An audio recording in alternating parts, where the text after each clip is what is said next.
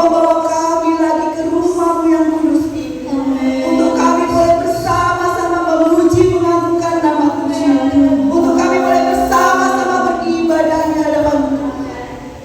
Oleh karena itu layakkan kami semua di hadapan Tuhan. Sucikan, kuduskan hati pikiran kami, sehingga kami semua layak di hadapan Tuhan.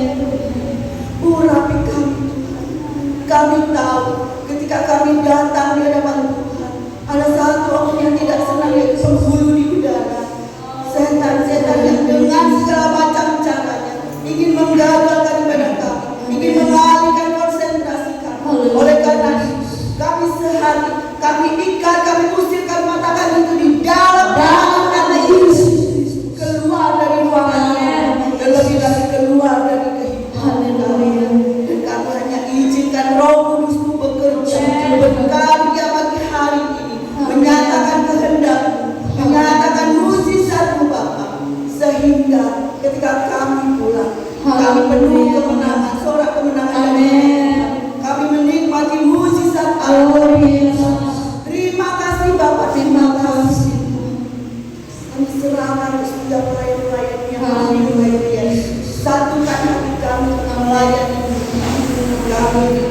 Biarlah semuanya hormat kemuliaan bagi nama Tuhan. Dan kami serahkan ibadah kami pagi hari hanya di dalam satu nama, Tuhan kami, Yesus Kristus, Tuhan dan Juru Selamat kami yang hidup. Haleluya. Amin. Puji Tuhan, ibadah kita sudah dibuka dengan doa.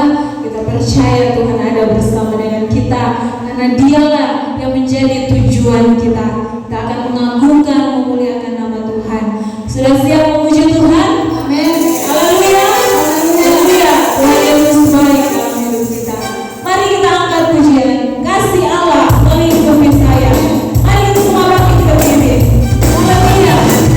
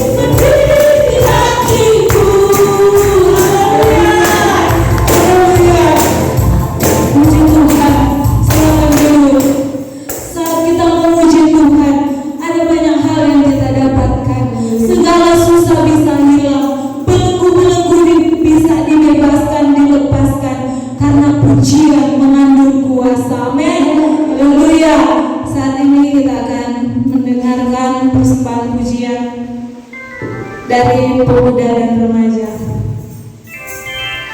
Haleluya.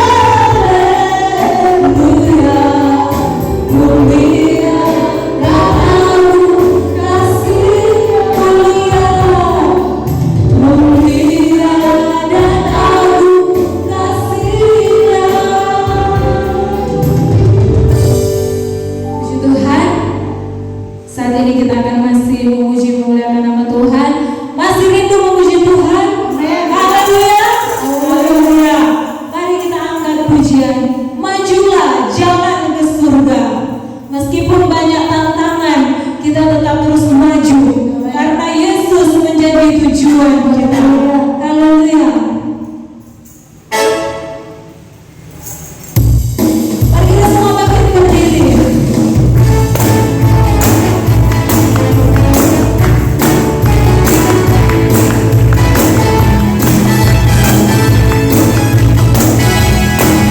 Majulah, jalan ke surga, tambah hari majulah, Yesus telah ada beserta.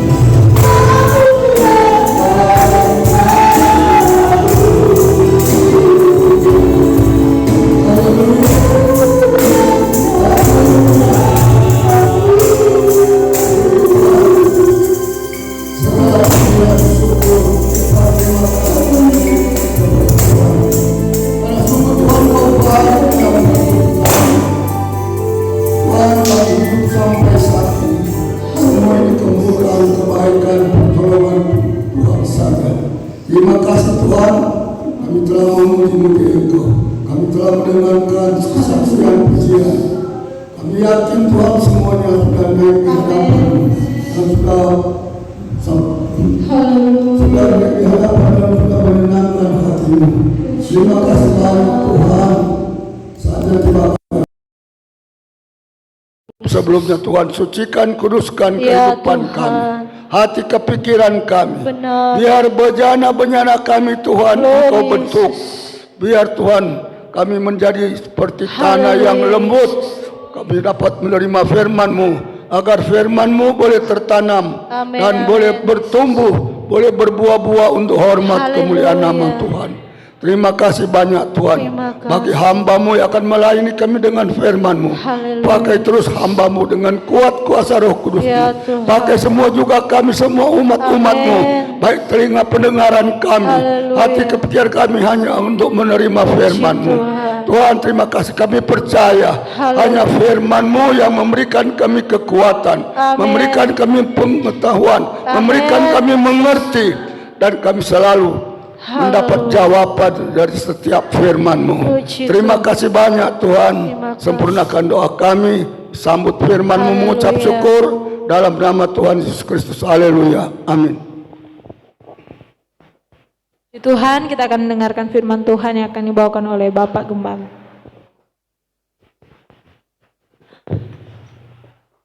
Puji Tuhan, bersyukur buat kasih dan anugerah Tuhan yang besar dalam kehidupan kita semua. Kita boleh ada sampai pada saat ini, kita boleh hidup bernafas, kita boleh bergerak. Itu semua karena kemurahan Tuhan. Kita boleh ada datang di tempat ini bukan karena kekuatan kita melangkah untuk datang beribadah, tetapi kita harus juga sadar dan kita harus percaya bahwa kita datang digerakkan dan mau digerakkan. Ada yang Roh Kudus so gerakan, tidak mau digerakkan, tidak mau merespon. Tapi kita datang di tempat ini karena kita digerakkan dan mau digerakkan oleh Roh Kudus. Sehingga kita datang di tempat ini, kita mau bersyukur atas setiap kebaikan kemurahan Tuhan yang besar, yang sesungguhnya kita tidak dapat balas semuanya itu. Tetapi dengan kerinduan kita mau mengagungkan, meninggikan dan memuliakan nama Tuhan, menyatakan sesungguhnya Tuhan itu dalam hidup kita itu sungguh besar. Ya, dengan kehadiran kita itu sesungguhnya menyatakan bahwa benar Tuhan itu besar dalam hidup kita. Karena apa? Karena memang kalau kita mau jujur, ketika kita melangkah, ya seringkali mungkin pada malam hari kita mungkin sibuk kerja, ada banyak persoalan, pergumulan, sehingga pada hari Minggu pagi ketika kita mau beribadah kita rasa berat, rasa mengantuk, dan mungkin ada hal-hal tertentu yang dipikirkan menjadi beban dalam kehidupan yang seringkali ketika beban itu ada dalam kehidupan kita mungkin mengikat kaki kita untuk melangkah sehingga kita tidak bisa melangkah, tidak bisa bergerak. Tetapi sekali lagi, karena Tuhanlah yang menggerakkan kita dan kita mau, walaupun mungkin sekali lagi saat kita melangkah dan ketika kita berada di tempat ibadah kita masih merasakan ada pergumulan yang berat. Tapi disitulah letak keajaiban Tuhan, letak kedahsyatan Tuhan. Di tengah-tengah begitu berat masalah pergumulan yang terjadi, tapi kita masih bisa melangkah, datang beribadah dan memuji dan memuliakan nama Tuhan. Sebab itu sekali lagi kita ada di tempat ini untuk menunjukkan, menyatakan kebesaran, keajaiban dan kebaikan Tuhan dalam kehidupan kita. Ya, memang Tuhan rindu untuk kita datang beribadah kepada Tuhan. Memang Tuhan rindu agar kita datang beribadah kepada Tuhan. Tetapi dengan kita tidak beribadah, bukan Tuhan rugi, saudara-saudara. Ya, Tuhan tidak pernah rugi. Tuhan rindu Tapi ketika kita tidak mau beribadah, Tuhan tidak pernah rugi dengan ketidakhadiran kita. Wah, kalau tidak ada ibu gembala, rugi tidak ada persembahan, ya kan? Tidak kasih persembahan. Tuhan bilang cuma 2.000 le, rugi apa? Ya kan? Kita kalau mau berpikir ya secara logika, mungkin kita berpikir, wah Tuhan kalau saya tidak datang ke gereja, rugi Tuhan. Wah, kalau berpikir seperti itu picik sekali orang itu. Ya betul. Tuhan tidak pernah rugi. Sebenarnya kita yang rugi.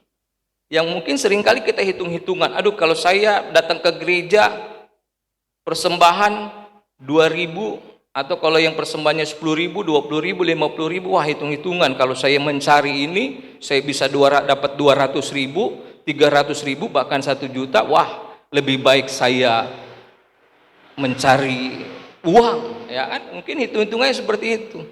Kita kan sering logikanya seperti itu. Tapi Tuhan bilang, Tuhan tidak rugi. Justru sebaliknya, yang kalau mungkin menurut hitung-hitungan kita, wah rugi kita. Kalau masuk ibadah seharusnya saya dapat uang sekian atau dapat sesuatu yang berharga, rugi. Tapi justru sebaliknya, kalau kita berpikir seperti itu, kita yang pasti akan rugi. Betul, saudara-saudara. Justru rugi. Ya mungkin seharusnya kita dapat uang sekian, 1 juta dan seterusnya, ya kan? Tapi kita tidak dapat apa-apa. Tapi ketika kita mau datang beribadah, walaupun pada saat itu kita justru memberi, di situ bukanlah suatu kerugian, tetapi keuntungan bagi kita. Haleluya. Ya. Karena apa yang kita lakukan pasti Tuhan hitung. Ya kan? Tuhan pasti hitung. Mungkin kita melakukan sesuatu yang kecil, melangkah, datang beribadah. Wah, Tuhan hitung. Setiap langkah dengan penuh sukacita dan kerinduan, wah hitung. Tuhan akan terus catat setiap pengorbanan kita. Tuhan catat. Tuhan tidak buta untuk melihat orang yang betul-betul mau berkorban dan berjuang untuk Tuhan. Sebab itu, mengawali kebenaran firman Tuhan ini perlu dijelaskan bahwa sesungguhnya kitalah yang untung ketika kita beribadah kepada Tuhan. Tuhan Yesus tetap terus menuntun kehidupan kita supaya kita semakin memahami apa yang menjadi maksud dan kehendak Tuhan dan apa yang menjadi kebenaran firman Tuhan yang harus kita lakukan dalam kehidupan kita. Kita buka Alkitab kita di dalam Yohanes pasal 15 ayat 8.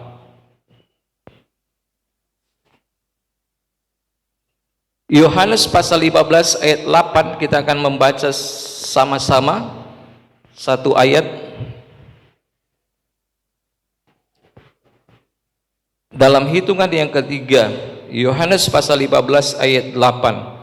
1, 2, 3. Dalam hal inilah Bapa-Ku dipermuliakan, yaitu jika kamu berbuah banyak, dan dengan demikian kamu adalah murid-murid-Ku. Lanjutkan khotbah pada minggu yang lalu mengenai murid Tuhan Yesus Kristus.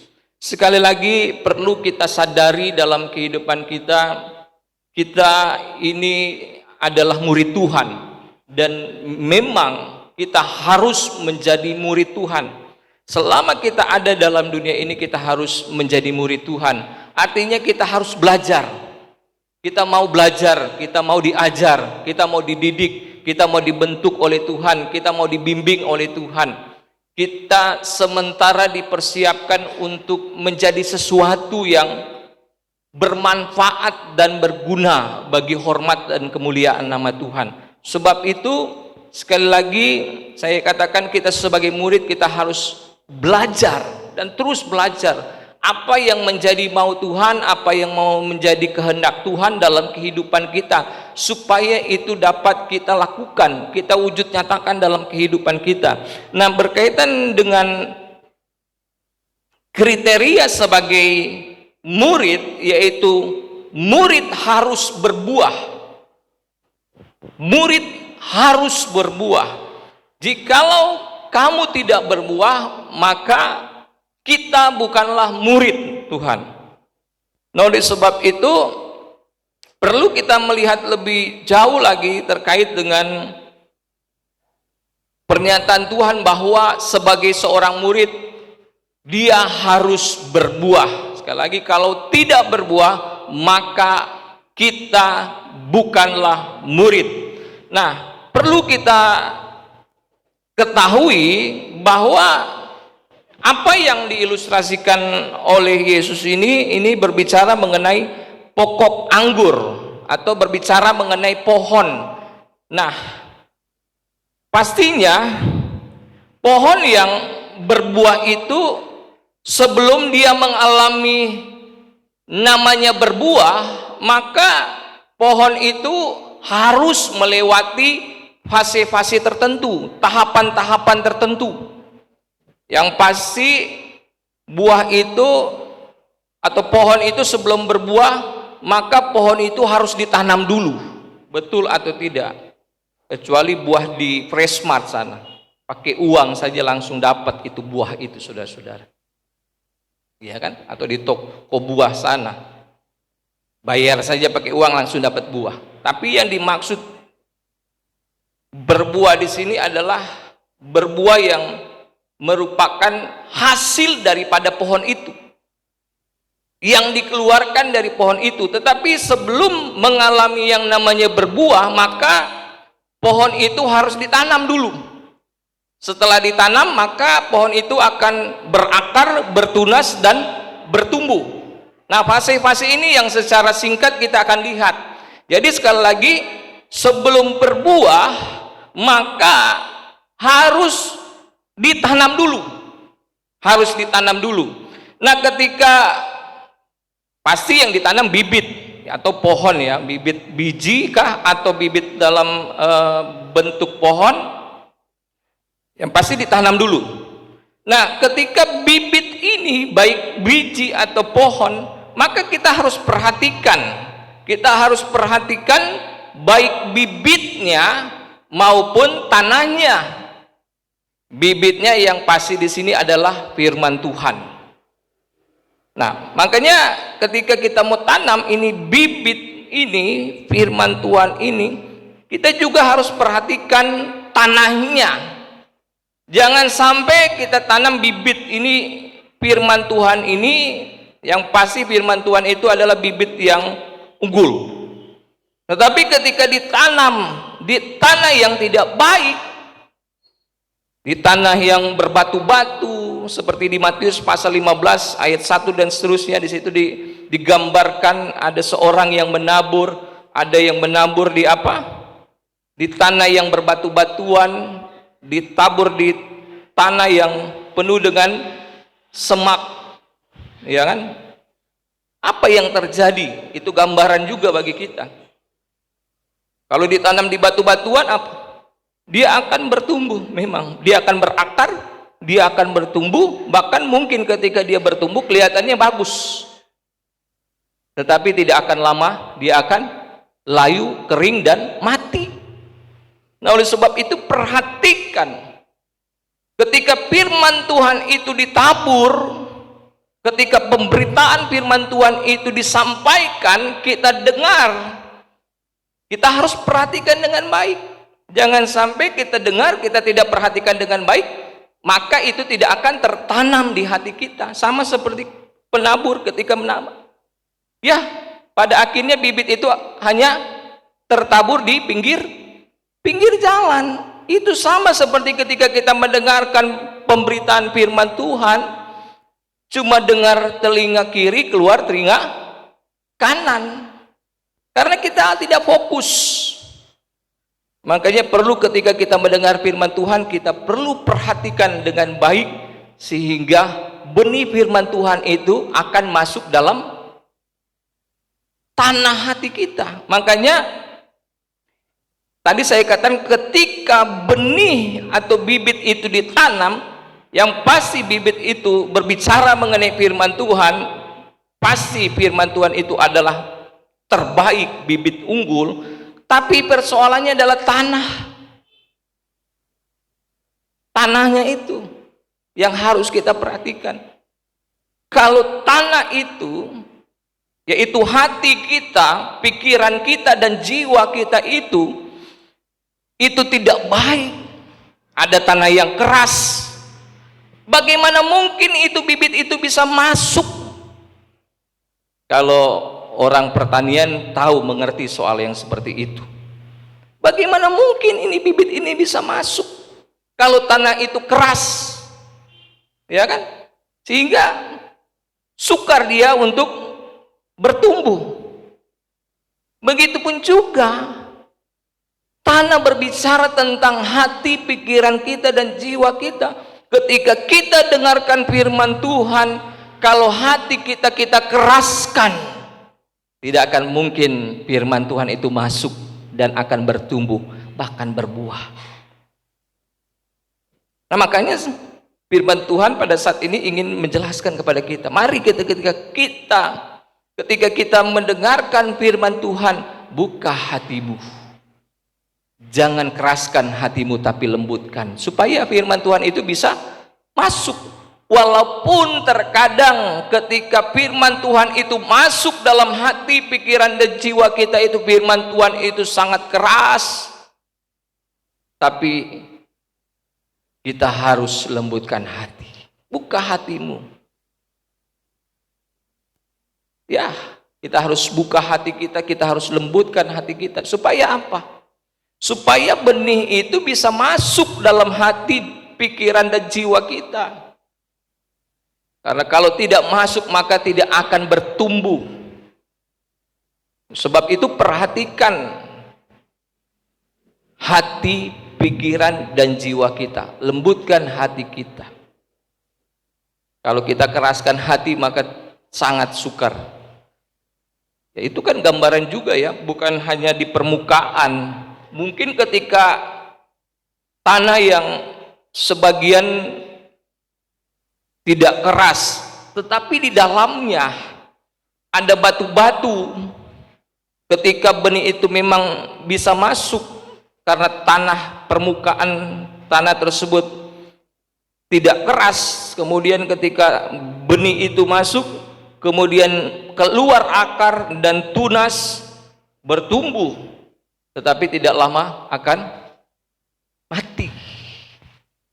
Begitupun juga hati kita, pikiran kita, jiwa kita. Kalau kita sama seperti tanah yang berbatu-batu, ya mungkin sesaat, puji Tuhan. Tetapi ada batu-batu yang ada dalam hati, pikiran, dan jiwa kita. Firman Tuhan itu akan lenyap. Ya, akan lenyap. Nah, makanya sekali lagi kita perlu perhatikan hati, pikiran, dan jiwa kita ketika kita mendengar firman Tuhan. Dan selanjutnya, setelah dia tertanam, maka dia akan berakar. Nah, kita tahu ya, kalau akar itu fungsinya supaya apa? Akar itu kan nanti dia akan merambat ke tanah sampai sedalam mungkin. Akar itu akan merambat, dan bahkan akar itu akan berusaha mencari batang air atau aliran air. Nah, akar inilah yang nantinya ketika dia semakin besar atau semakin banyak, semakin dia dalam, dan semakin dia akan merengkuh atau dia akan memegang itu bagian-bagian yang dapat memperkuat akar itu. Maka ketika nanti batangnya, bahkan cabangnya atau daunnya juga, akar itulah yang nanti akan memperkuat. Akar itu yang nanti akan membuat pohon itu akan kokoh. Akar itu juga nanti yang akan membuat pohon itu akan menjadi tegak berdiri. Karena kalau akarnya tidak mencengkram kuat, tanahnya tidak terlalu baik, dan akar itu tidak merambat sampai ke dalam, bisa saja kan pohon itu kan miring nantinya. Ya, lama-kelamaan kalau semakin tidak kuat akarnya memegang, bisa rubuh, bisa roboh. Ya, kalau sudah roboh percuma, sudah sekian lama kita tunggu pohon itu bertumbuh, dan pada akhirnya kalau tumbang, ya percuma. Makanya harus diperhatikan akarnya ini. Dia harus berakar ke dalam, merambat bahkan sampai ke batang air atau ke tepi aliran air. Karena kalau tidak, sekali lagi dia tidak akan bertahan, tidak kuat, tidak kokoh. Itu yang pertama. Nah, begitu pun juga ketika firman itu masuk ke dalam kita, tertanam, dan dia akan mulai berakar dan bertumbuh.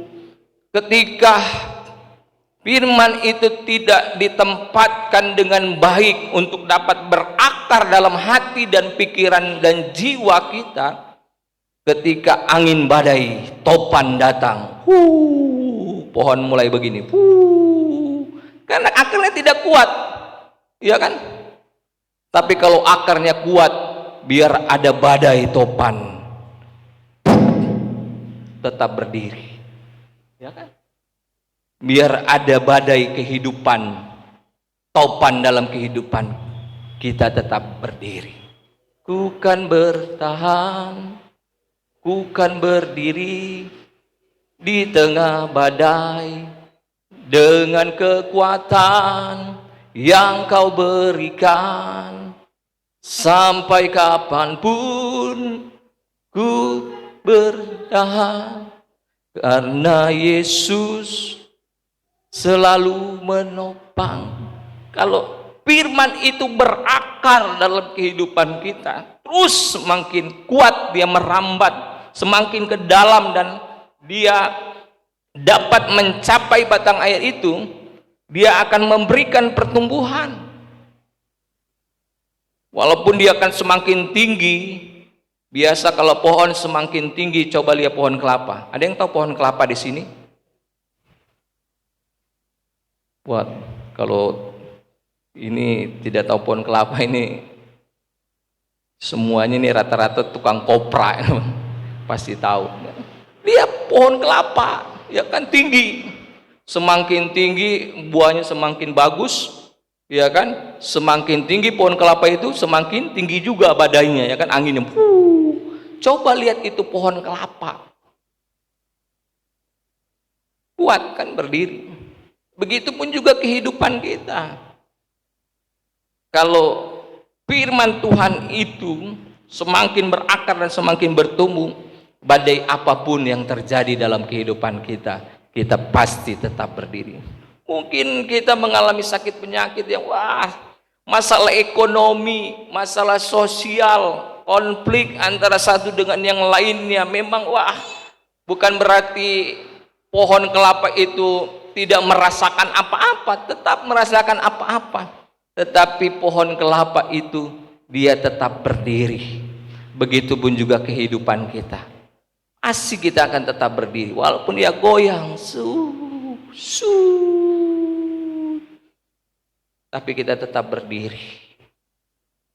Sebab itu sekali lagi perhatikan dengan baik. Karena firman itulah yang nanti akan terus tinggal dalam kehidupan kita. Semakin dia berakar dan dia akan bertumbuh, dia yang akan menguatkan kehidupan kita. Makanya kita harus perhatikan. Tadi kuncinya di awal adalah perhatikan tanah hati, pikiran dan jiwa kita. Terima firman Tuhan itu dengan baik. Buka hatimu, lembutkan hatimu, jangan keraskan hatimu. Biarkan firman Tuhan itu semakin berakar dan semakin bertumbuh. Nah, selanjutnya bertumbuh. Ketika pohon itu juga semakin bertumbuh, Maka ada hal yang harus kita perhatikan. Ada hal yang harus kita perhatikan ketika pohon itu bertumbuh. Apa yang harus kita perhatikan? Kita harus jaga kebersihannya. Ya kan? Kalau pohon, kalau di sekelilingnya ada tanaman-tanaman lain, ada rumput-rumput, maka pohon itu akan kurang menghasilkan buah yang baik. Oleh sebab itu perlu bersihkan. Setelah itu kita juga harus jaga, harus rawat. Ya kan? Harus dijaga, jangan kasih biar. Karena biasa kalau pohon kalau tidak dijaga, dirawat, bisa saja kalau ada hama, ada sesuatu dan lain hal, atau ketika sudah berbuah, orang ambil itu buah itu, guys ya. Makanya harus dijaga, dirawat. Tadi dibersihkan, dijaga, dirawat.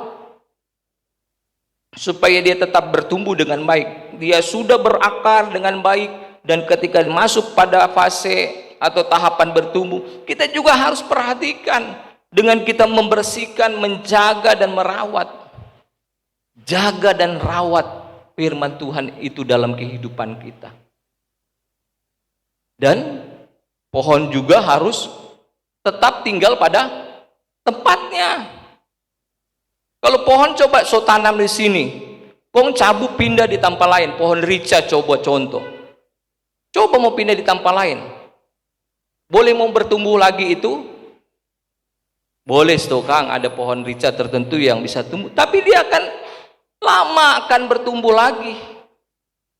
Nah, oleh sebab itu pohon itu harus tetap tinggal, yaitu firman itu harus tetap tinggal dalam hidup kita. Jangan biarkan, wah nanti cabut dulu ini firman Tuhan ini, nanti jo berikut tanam ulang di hati kita. Harus tetap biarkan dia bertumbuh dalam diri kita, dalam hidup kita. Jadi sekali lagi, bagaimana firman Tuhan itu bisa bertumbuh? Yang pertama bersihkan, kemudian dijaga, dirawat, dan harus tetap tinggal dalam hidup kita. Nah, terkait dengan beberapa hal tersebut, kita juga harus perhatikan. Ketika mengalami pertumbuhan, kita harus perhatikan apa? Lingkungan dan komunitasnya. Ya kan, pohon itu kan dia kan terkadang tergantung tempatnya, daerahnya. Contohnya pohon kopi. Kemarin saya nonton ada salah satu perjalanan Journey to Indonesia. Wah, dalam perjalanan satu tempat di satu daerah, yaitu daerah Toraja, di mana daerah itu terkenal dengan kopinya, kopi Toraja. Kenapa kopi Toraja itu terkenal di mancanegara? Padahal kopinya sama, jenis kopinya sama. Tapi berdasarkan penelitian dikatakan yang membedakan kualitasnya adalah tanahnya di sana. Kopi itu cocok di tanah Toraja, sehingga menghasilkan kualitas. Nah, ini menjadi gambaran bahwa pohon itu dia akan bertumbuh dengan baik tergantung juga daerahnya, tempatnya. Contoh pohon cingkeh juga kan, di daerah-daerah tertentu bagus, daerah Minahasa dan daerah-daerah lain bagus.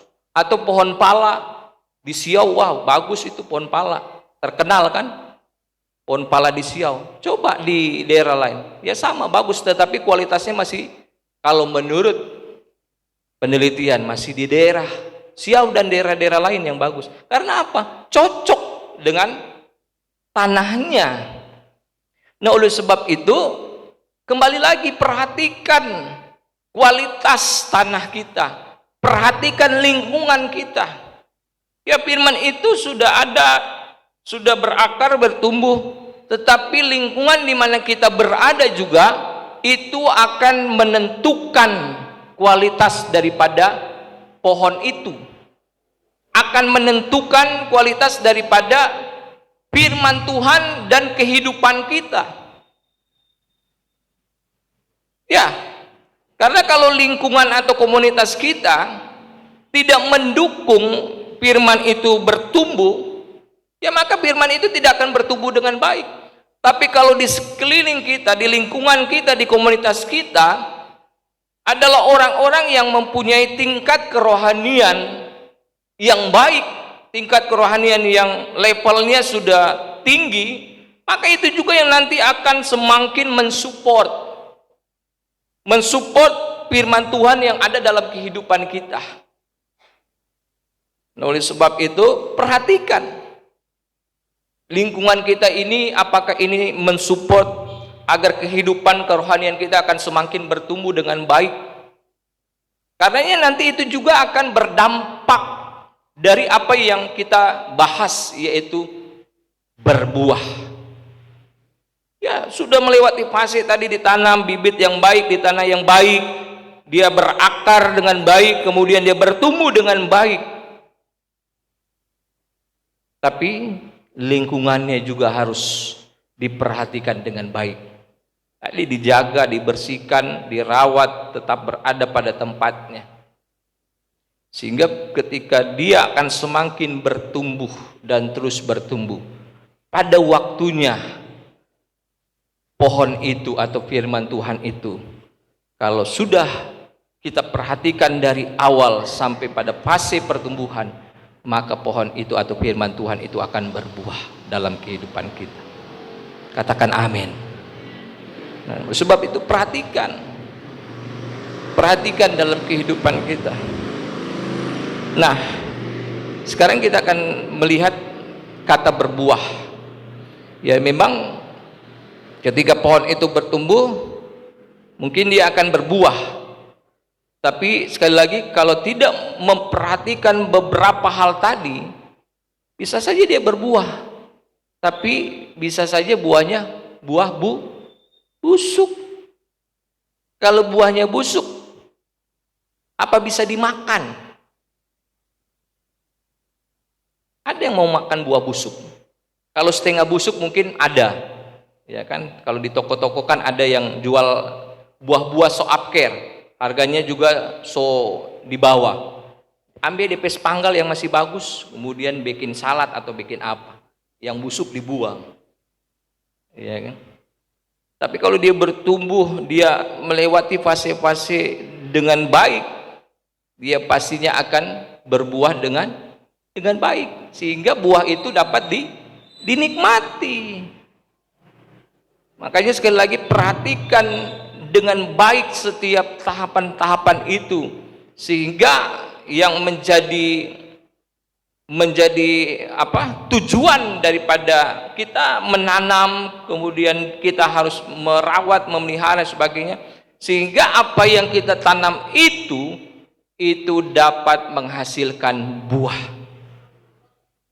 Karena firman Tuhan mengatakan, jikalau kamu murid-muridku, maka kamu harus berbuah. Kalau kita tidak berbuah, mungkin belum berbuah karena belum pada waktunya. Tapi kalau sudah pada waktunya belum berbuah, wah, akan dipertanyakan itu.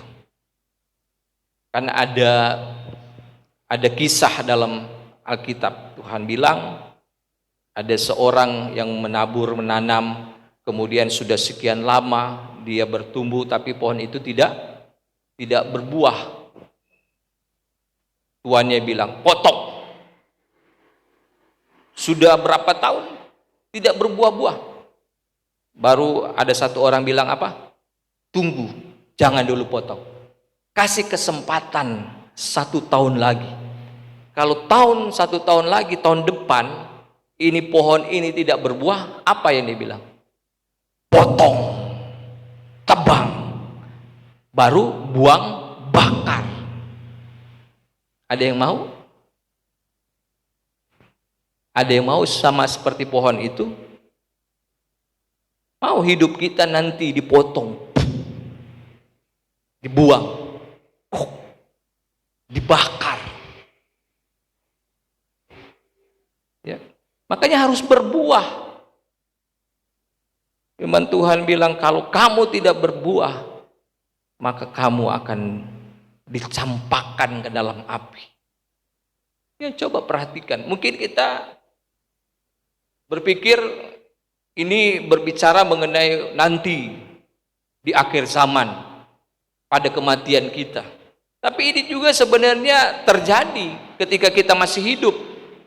Dalam kehidupan kita, kita seharusnya terus mengalami menghasilkan buah itu dalam kehidupan kita. Sehingga kalau kita tidak berbuah dalam kehidupan kita selama kita masih ada di dalam dunia ini, dan selama kita masih ada di dunia ini juga kita bisa saja kita mengalami sebagaimana kisah tadi, dipotong, nyendak guna. Karena kalau kamu hidup, kamu itu harus berbuah. Kalau tidak berbuah berarti kamu tidak berguna. Kalau kamu tidak berguna, maka kamu harus dibuang. Ya kan? Kita kan diciptakan dalam dunia ini untuk apa? Banyak kali saya katakan tujuan kita hidup, mohon maaf, bukan supaya kita selamat. Ya, tujuan kita hidup bukan supaya kita masuk sorga. Itu bukan tujuan utama dalam kehidupan kita. Tapi tujuan hidup kita dalam dunia ini supaya kita berbuah, supaya kita bekerja untuk Tuhan. Itu hanya hasil saja. Itu merupakan anugerah daripada Tuhan. Tapi tujuan kita itu hidup dalam dunia itu kita harus berbuah. Ya kan, untuk apa? Kalau kita selamat tapi kita tidak menghasilkan buah dalam kehidupan kita. Nah, oleh sebab itu kita harus sadar, kita harus tahu dalam kehidupan kita, dan kita harus berbuah dalam hidup kita, harus berbuah. Nah, mungkin nanti lebih jelasnya pada setiap bagian itu saya akan sampaikan pada khotbah berikut. Tapi perlu juga kita pahami bahwa buah yang dimaksud, yang diinginkan oleh Tuhan dalam kehidupan kita adalah, kan yang ditanam adalah apa? Firman. Maka buahnya adalah apa? Apakah jambu? Apakah mangga? Ya, kalau buahnya firman, tidak mungkin buahnya, kalau benihnya adalah firman, tidak mungkin buahnya adalah kadondong. Masa tanam jagung tumbuh kemudian berbuah popaya? Tanam jagung ya buahnya adalah jagung. Nah, yang ditanam firman maka buahnya adalah firman. Nah, oleh sebab itu kita akan bisa melihat apakah kita sudah berbuah dalam kehidupan kita. Tadi saya katakan benihnya adalah firman, maka buahnya juga haruslah firman. Dan juga buahnya adalah Roh Kudus yang ditanam dalam kehidupan kita. Maka buahnya juga adalah buah roh. Makanya di dalam Galatia pasal 5 ayat 22-23 apa dikatakan? Tetapi buah roh adalah apa? Kasih, sukacita. Mana ini anak-anak sekolah minggu? Kasih, sukacita, damai sejahtera, kesabaran, kemurahan, kebaikan, kesetiaan, kelemah lembutan, penguasaan diri. So berbuah itu, semua itu, so lemah lembut, so sabar, so sukacita, so damai sejahtera, so setia, so menguasai diri. Wah, jangan korek Pak kita. Ya memang terkadang manusia itu ada kelemahan atau kekurangan. Tetapi disinilah letaknya. Kan ketika bertumbuh ada hal-hal tertentu yang mungkin mulai ya bertumbuh. Wah, ini sesuatu yang tidak sesuai dengan seharusnya buah roh itu, ya kan? Wah, saya kalau penguasaan diri masih belum ini. Di situ terkadang kita diuji, ditantang supaya apa? Ketika kita diperhadapkan dengan sesuatu dan lain hal dalam kehidupan kita, Tuhan ingin kita menunjukkan sikap kita, keluar sesuatu dalam diri kita. Apakah kita emosi Bukan berarti tidak boleh emosi ya, emosi yang harus terkontrol, bukan emosional. Apakah kita mampu mengontrol diri kita? Apakah kita tetap sabar? Apakah kita tetap merasakan damai sejahtera dan sukacita dalam kehidupan kita? Ya, terkadang situasi dan kondisi masalah yang terjadi dalam kehidupan kita itu merupakan ujian untuk menunjukkan buah dalam kehidupan kita. Mau keluar buah itu atau tidak? Atau mau keluar buah busuk? Ya kan? Mau keluar buah roh itu atau mau keluar buah busuk? Di situ kita diuji dalam kehidupan kita, menunjukkan sesungguhnya siapa diri kita itu. Walaupun orang berkata, aduh, ini hari-hari ini, saat-saat ini, beberapa saat, beberapa waktu ini, kondisi sangat sulit. Sulit untuk saya tetap percaya, sulit untuk saya tetap mengasihi, sulit untuk saya tetap setia, sulit untuk saya menguasai diri. Coba lihat itu Ibu Gembala, tuh foto itu.